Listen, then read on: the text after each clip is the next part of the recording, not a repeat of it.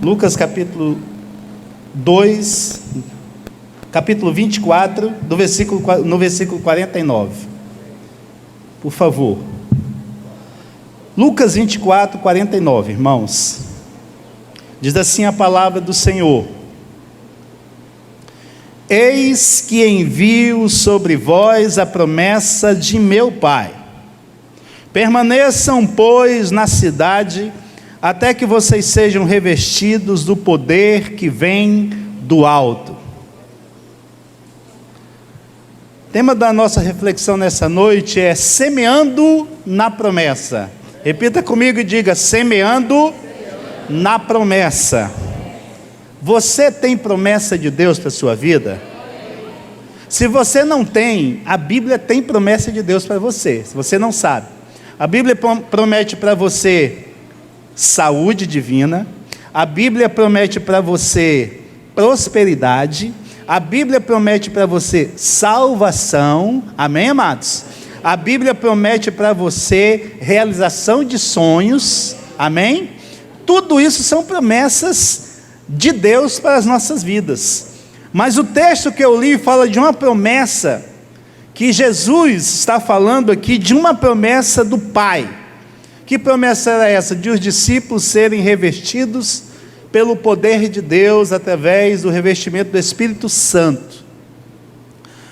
Mas eu quero fazer uma aplicação aqui, não a promessa especificamente do Espírito Santo, mas ao cumprimento, porque tudo o que aconteceu aqui no cumprimento dessa promessa que Jesus fez para eles serem revestidos do Espírito Santo, o mesmo princípio pode ser usado para você receber o cumprimento de qualquer outra promessa, amém?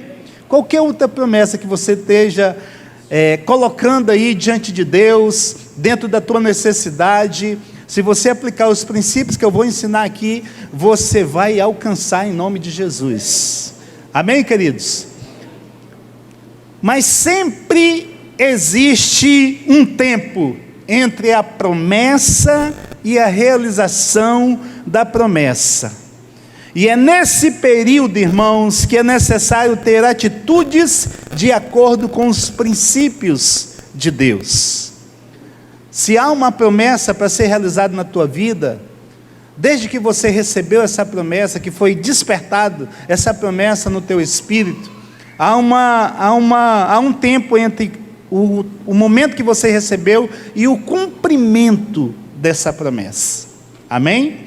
E nesse intervalo, você precisa observar as suas atitudes e alinhar as suas atitudes conforme os princípios de Deus.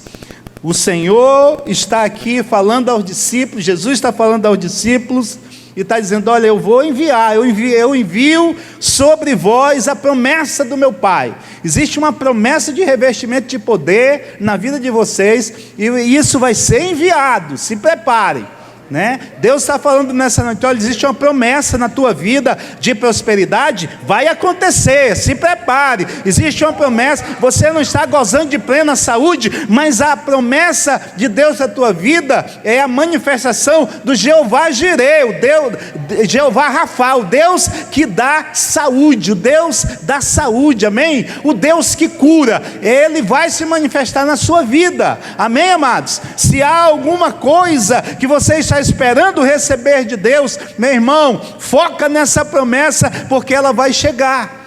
Agora, existe atitudes que você tem que ter até o cumprimento dessa promessa. Era sobre isso que Jesus estava falando aqui.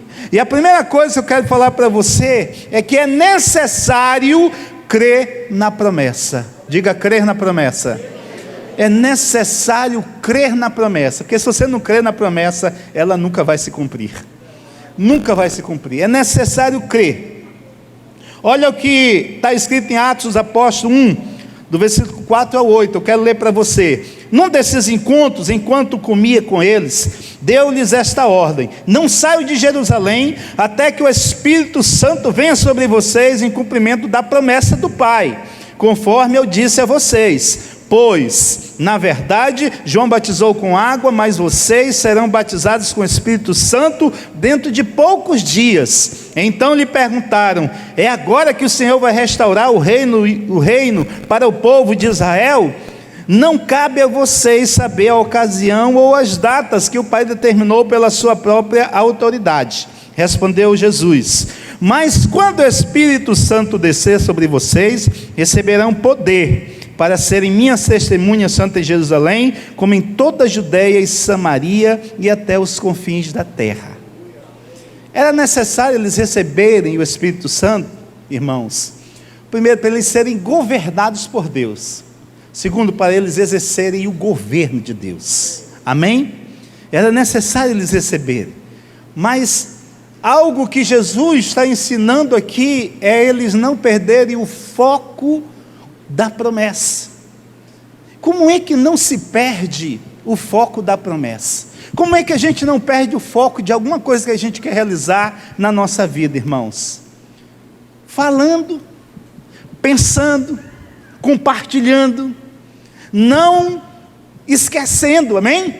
Não tirando da pauta do dia a dia, mas, então eu quero lhe orientar nessa noite: pense na promessa, fale da promessa, creia na promessa, compartilhe essa promessa, porque a Bíblia diz: tudo que eu creio e falo acontece, amém, amados?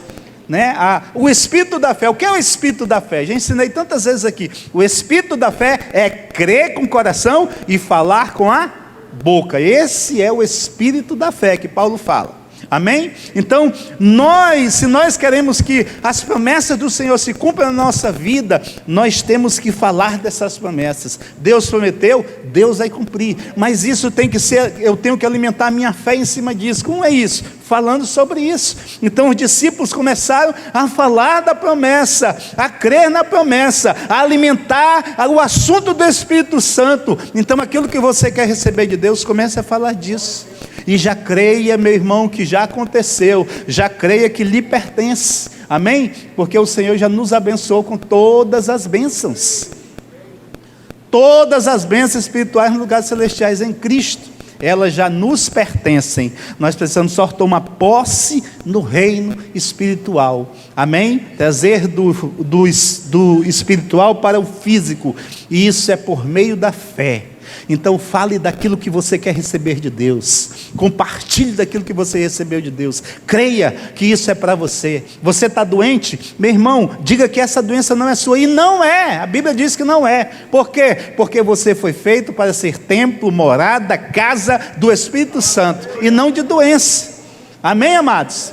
Mas como seres humanos nós adoecemos, mas mesmo assim temos que resistir e temos que proclamar a saúde de Deus. A saúde vai vir através do médico, vai vir através do remédio, vai vir através da fé, vai vir através do sobrenatural, mas ela vai vir, é a saúde que tem que chegar, amém, amados? Então proclame saúde, se você quer saúde, amém? Você tem uma promessa aí, sei lá, como a irmã estava desempregada, meu irmão, declare que a porta já se abriu. A Bíblia diz que Deus já abriu a porta para você. A porta já se abriu, entra nela. Como? Pela fé, entra nela. Aí você entra nela como, meu irmão? Você distribui currículo, você ora, você fala sobre isso, você comenta sobre isso, e em uma hora essa porta, ela realmente vai se manifestar na sua vida, amém? Então fale da promessa, tudo que eu creio e falo, acontece. Você pode repetir isso? Diga: tudo que eu creio e falo, acontece. E acontece mesmo, amém, amados? Acontece mesmo. Nós não podemos nos abater com as circunstâncias, porque as circunstâncias não condizem com o que Deus quer para as nossas vidas. Eu posso estar passando por uma circunstância difícil, eu posso estar num momento de enfermidade, eu posso estar num momento de dificuldade financeira, eu posso estar passando por um momento desempregado, eu posso estar passando por um momento de crise conjugal, eu posso estar passando por um problema familiar, mas, irmãos, isso não é a minha realidade presente. Essa realidade presente não condiz com o futuro que Deus tem para a minha vida. Então vamos olhar para as promessas de Deus. Deus promete paz, Deus promete alegria, alegria, Deus promete graça, Deus promete nova vida, Deus promete vitória. O que Deus promete é o que nós temos que focar e temos que ativar na nossa vida, e essa promessa vai se cumprir, e tudo de ruim vai sair, vai embora. Amém? Mas você não pode alimentar as circunstâncias, senão você vai achar que nasceu para ser derrotado, que nasceu para sofrer, que a doença faz parte. Você vai começar a curtir essa doença, meu irmão. Não curta nada de ruim na tua vida, porque Deus só tem o que é bom para você. É o que a Bíblia nos diz, amém, amados? Então diga, é necessário crer na promessa. E quando eu creio, eu falo, amém? Eu creio, eu falo. Amém? Nós tínhamos uma igreja bem pequenininha ali, meu Deus do céu. Quase caindo, né? Começaram a fazer lá de um lado, eu acho que começaram do outro. No meio da igreja aqui, estava uma distância assim, ó.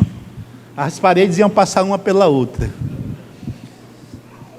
Eu encontrei um amigo meu, aí ele disse assim, rapaz, Tony, eu não estou gostando da igreja que eu estou não. Eu, por quê, rapaz, muito problema, e falou umas coisas lá. Eu quero ir para a igreja pequenininha. Ele pensava que a minha... E era pequena a igreja, amém, amados?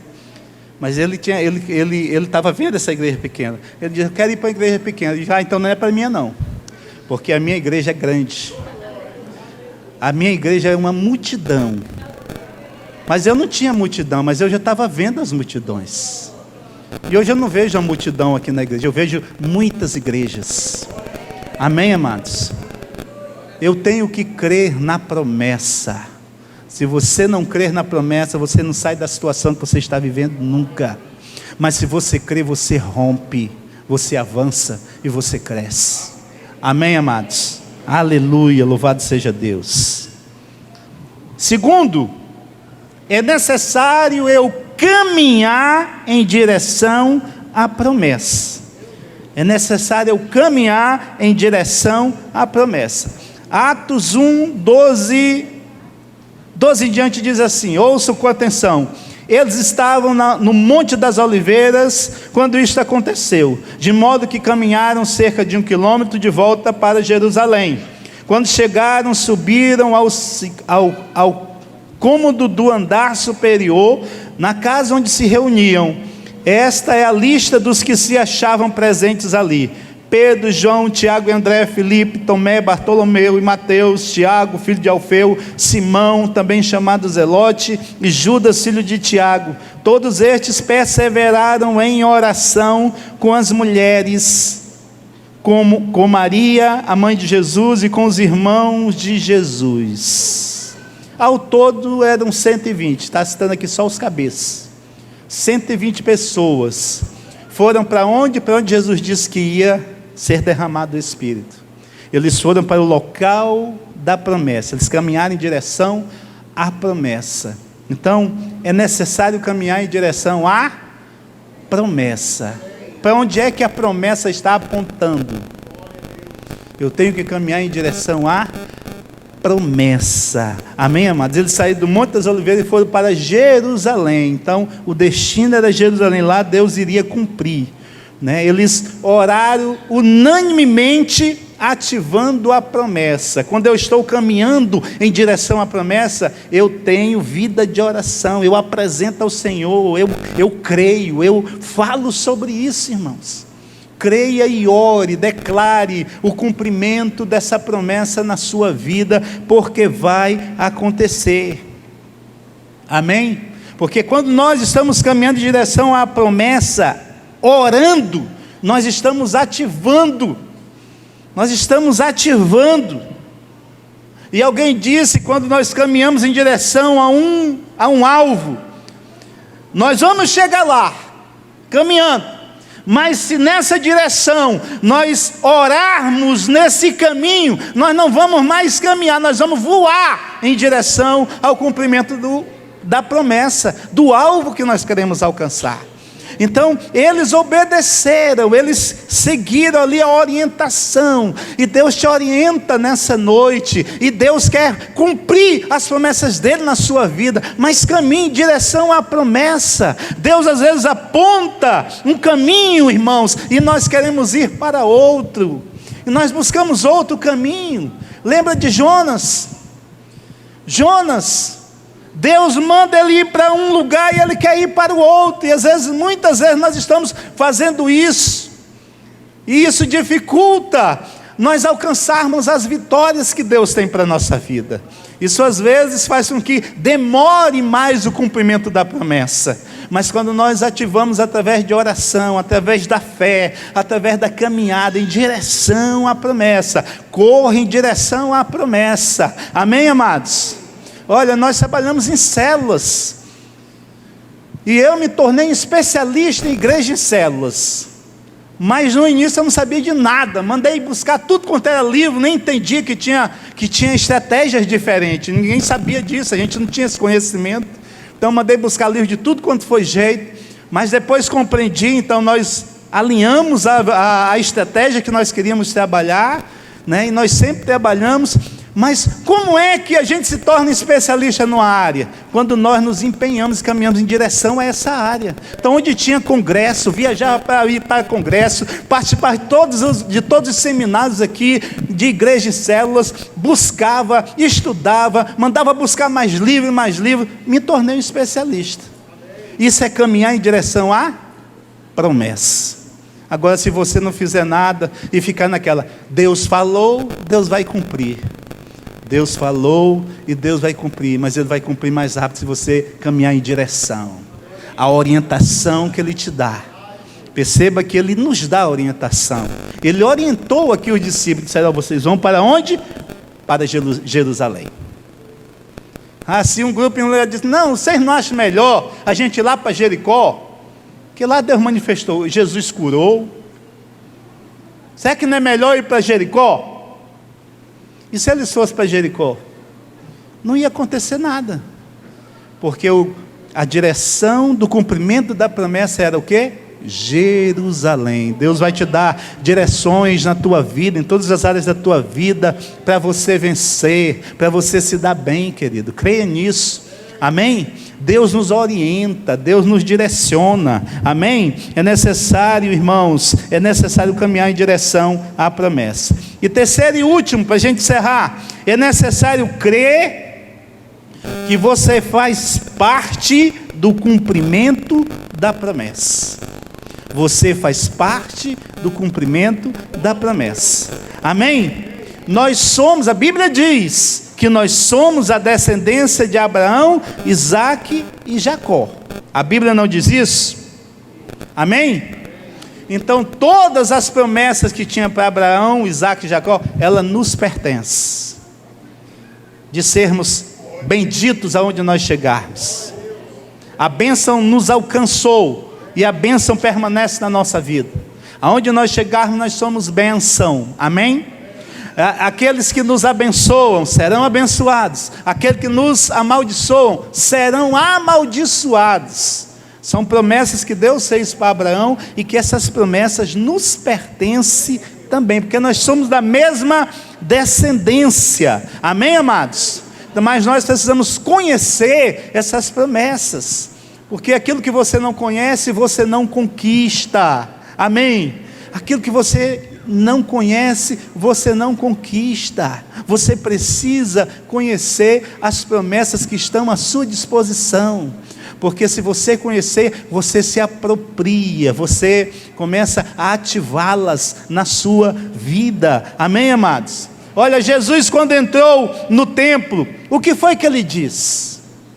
Jesus foi para o deserto, foi tentado, voltou, foi batizado no Rio Jordão, aí entrou num templo, e quando ele chegou lá, o que foi que ele disse? Ele leu uma palavra lá de Isaías 61, né? O Espírito do Senhor é sobre mim, pelo que me ungiu para pregar o Evangelho, e aí por diante. Aí quando ele lê isso, todo mundo está olhando para ele, aí ele diz: hoje se cumpriu essa escritura. Por que ele disse que hoje se cumpriu essa escritura? Porque ele sabia, porque ele conhecia a palavra, porque ele conhecia, sabia quem ele era, porque ele sabia dos seus direitos. Irmãos, nós precisamos saber dos nossos direitos. Existe direito, e você tem direito de saber o quê? Sabe quais são as bênçãos que você tem direito? Sabe quantas bênçãos você tem direito? Diga para o seu irmão aí: todas as bênçãos te pertencem. Efésios 1:3. Efésios 1:3 para você, diga aí, Efésios 1:3 para você. Agora cita o versículo aí. Bendito seja o Deus, Pai de nosso Senhor Jesus Cristo, o qual já nos abençoou com todas as bênçãos espirituais nos lugares celestiais em Cristo. Aleluia! Louvado seja Deus. Aleluia! Olha, irmãos, mas tem uma coisa muito importante para o cumprimento das promessas nas nossas vidas. É necessário crer que você faz parte do cumprimento da promessa. Tem uma coisa aqui que eu considero muito importante. O que é? Eu preciso mudar a minha linguagem. Nós precisamos mudar a nossa linguagem. Em Atos capítulo 2, quando os discípulos estavam lá orando há 7 dias, passaram 7 dias, orando, buscando, clamando, falando, orando a promessa, falando da promessa, lembrando assim: o Senhor nos prometeu o Espírito Santo. Foram 7 dias, eu não sei como eles oraram tanto, mas foram 7 dias sem parar, eles oraram. Quando eles receberam o batismo com o Espírito, eles estavam até sentados, irmãos, eles estavam até sentados, eu acho que de cansado, porque foram 7 dias de oração, mas foram revestidos. Agora, quando eles foram revestidos com o poder de Deus, com o Espírito Santo, a Bíblia diz que eles começaram a falar em outras línguas, conforme o Espírito Santo lhes concedia. Eles começaram a falar uma outra linguagem. Eu quero aplicar isso aqui para a nossa vida, que nós precisamos ter uma linguagem diferente da linguagem do mundo. Nós temos que ter uma linguagem, irmãos, santa e abençoada. Nós não podemos ter a linguagem que o mundo tem. A linguagem que nós temos, santa e abençoada, nós vamos atrair as bênçãos de Deus, as promessas de Deus, a glória de Deus, o poder de Deus, a unção de Deus. Se nós não tivermos uma linguagem transformada, uma linguagem diferente da linguagem do mundo, irmãos, dificulta nós alcançarmos alguma coisa de Deus, porque Deus é santo, amém? Porque o Espírito de Deus, ele é sensível, e ele quer mudar a tua linguagem, para você ter uma linguagem diferenciada, uma linguagem educada, uma linguagem poderosa em Deus, meu irmão. Quando você falar, aonde você chegar, você vai chamar a atenção das pessoas, porque você fala diferente. Deus te deu uma linguagem diferenciada, amém, amados? Eles começaram a falar outras línguas. Então, conselho de Deus para a nossa vida nessa noite: temos que parar de dizer coisas ruins e começar a falar coisas boas. Tem gente que só fala coisa ruim, só fala de desgraça, só assiste esses noticiários aí, meu irmão, e só traz notícia ruim. Já chega na roda contando um bocado de desgraça que aconteceu durante o dia, ou no final de semana. Então pare de dizer coisas ruins e comece a dizer as coisas boas, porque coisas boas edificam, alegram, mudam o ambiente para melhor. Coisas boas atraem o poder de Deus, amém, amados? Nós temos que estar com a nossa mente aberta para o fluir do Espírito Santo de Deus. Então não seja um murmurador, não seja um anunciador de coisas ruins. Comece a falar da grandeza de Deus, irmãos. O texto diz aqui, olha, quando eles foram cheios do Espírito Santo, foram batizados com o Espírito Santo, e ali estava uma reunião de judeus que moravam em várias nações, estavam ali para celebrar a Páscoa, Aí eles Olha o que diz a Bíblia, né? Em Atos 2, o versículo 11 diz assim, estava reunido muita gente aqui, resumindo aqui no versículo 11 diz: tanto judeus como prosélitos, cretenses e arábios, como os ouvimos falar em nossas próprias línguas as grandezas de Deus. As grandezas de Deus. Então preste atenção, comece a falar de coisas boas, comece a falar de coisas grandes em Deus, comece a falar de maravilhas, de notícias boas. Amém, amados? A gente vai falar de alguém, citou uma pessoa e lembra logo das qualidades ruins. Lembra de uma boa. Lembra de uma boa, irmão. E ali alimenta. Ah, fulano é assim mesmo. E começa a falar mal, e começa a achar defeito. E tome defeito. E ninguém vê qualidade. Comece a olhar e ver coisa boa. Comece a ver as coisas boas nas pessoas. Comece a ver as coisas boas na vida. Comece a ver as coisas boas na sua própria vida. Tem gente que chega e diz assim: a minha vida é uma desgraça. Mas ainda está falando, ainda está respirando, ainda está comendo todo dia. Que desgraça esquisita é essa? Que desgraça desgraçada é essa? Né? Ainda está trabalhando. Você não sabe o que é uma pessoa sem poder falar, o que é uma pessoa viver a vida toda numa cadeira de rodas, o que é uma pessoa não poder se comunicar. Comece a falar coisas boas. Coisas boas só atrai o que é bom. Amém? Só atrai o que é bom. Se você não tiver para falar nada de bom, conselho de um pastor: fique calado. Fique calado. Sabe por quê? A Bíblia diz em Provérbios que o calado, ainda que seja um tolo, se passa por um sábio. Amém? Amém, amados? Comece a declarar coisa boa. E preste atenção que você assiste aí. Irmãos, eu não assisto esses jornais, como é que chama? Esses jornais que só traz notícia de morte, mulher matando o marido, mulher cortando não sei o que do marido, e o marido matando a mulher, e aquela coisa toda, e dá não sei quanto tiro. Eu não assisto esses jornais de jeito nenhum, meu irmão. Sabe por quê? Porque isso dilacera a nossa alma. Você vê isso, você fica... Dá uma tristeza, dá uma coisa ruim. Aí você vai para um lugar, você vai falar daquilo. Comece a ver as coisas boas da vida. Pare de falar em crise. Pare de falar em coisas desagradáveis. Está em crise. Que crise nada, nós estamos bem. Nós temos Deus. Nós temos o Espírito de Deus. Nós temos a alegria do Senhor. Nós comemos todo dia do bom e do melhor. Amém ou não? Amém.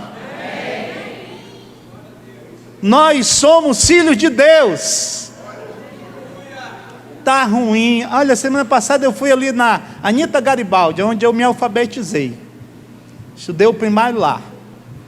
Quando eu estudava lá, ninguém tinha carro. Ninguém tinha carro.